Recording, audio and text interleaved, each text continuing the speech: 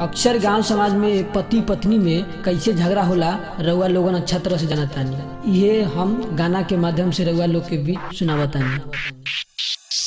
आज तू रानिया चली जाई नैहरा, चली जाई नैहरा। आज तू रानिया चली जाई नैहरा, चली जाई नैहरा।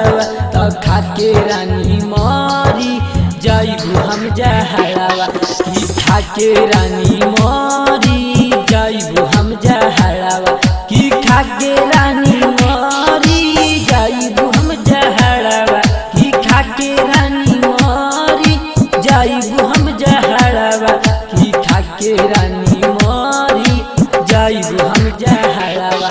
कि कइलू बाते बाते में झगड़ावा, कि कइलू बाते बाते में झगड़ावा, कि खाके रानी मारी जाइबू हम जहरावा, कि खाके रानी मारी जाइबू हम जहरावा।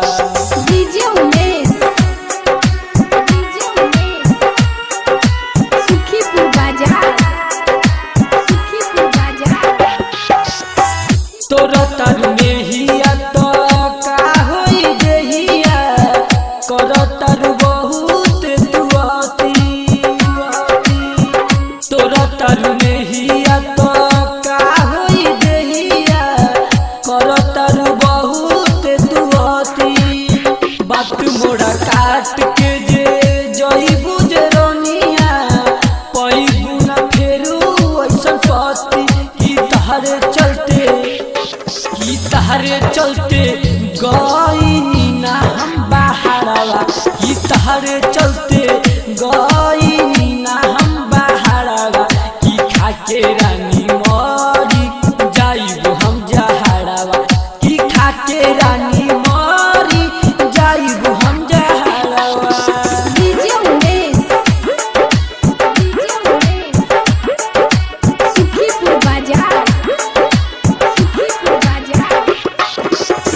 बिजली बवाली के बनावतारू दोषी, बोलतारू का तू ईमान से।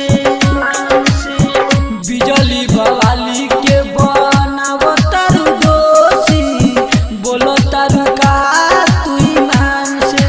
यूएस धीरज के रे कहनाम, कि देखो रानी हंसे पटी पटी डरावा, कि खाके रानी मारी जाइबू हम जहरावा, कि खाके रानी